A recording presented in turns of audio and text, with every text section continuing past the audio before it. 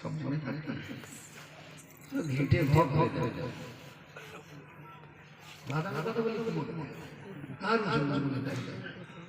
একটুখানি মাথায় রাখুন, আমি তো মানুষের কথা বলছি, আপনি সেই মানুষ বলেই বলছি।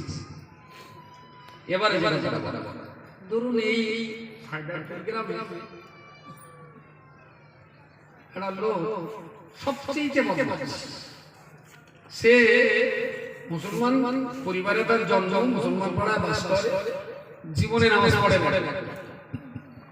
বাপ মাকে ধরে ধরে মারে, প্রচন্ড পরিমাণ মদ গাঁজা খায়, দারুণ জেনা জেনা বহুবার ধরা পড়ে গেছে। একটা মানুষ খুন করেছে, সেই জন্য 2-4 বিঘা লোকের জন্য কেড়েও টাকাও চুরি কাটা, চুরি ডাকাতি করে, পাপ কাজ বাস বেঁচে বেঁচে কোনটা।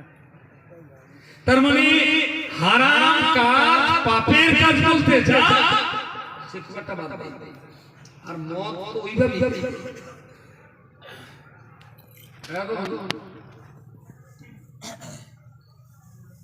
এরা সকাল থেকে প্যান্ডেল প্যান্ডেল করে যুবক ছেলেরা দৌড়দৌড়ি করছে, আকাশটা যে কেরাম যায়, প্যান্ডেল যদি হয়, প্যান্ডেল তো করানি অনেকজন যে কি হবে না, ওসালা মাতালরা সব চলতে রবে সমাজে আল্লাহ মালগুলো পাট লে রে ভাই, তোর কোনো চিন্তা করতে হবে না, আল্লাহ কপালে যা রেখেছে। বলেন বলে বলে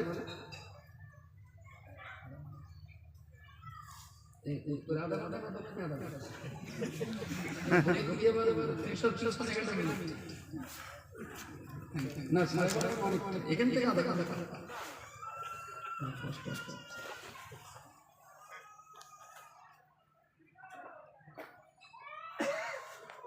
এখন তাহলে একটু গরম গরম সপ্তাহ বাড়ি যাওয়ার বলে যাক যাক যাক কি বলছিল মাথা বেনামাজি বেরোজগার বিদ্যাবাদী হারামখোর বাপ মাকে মারে বেবিচারী টলতে টলতে বলে দিল চিন্তা করবে অত করতে হবে না, কপালে দাঁড়িয়ে গেছে।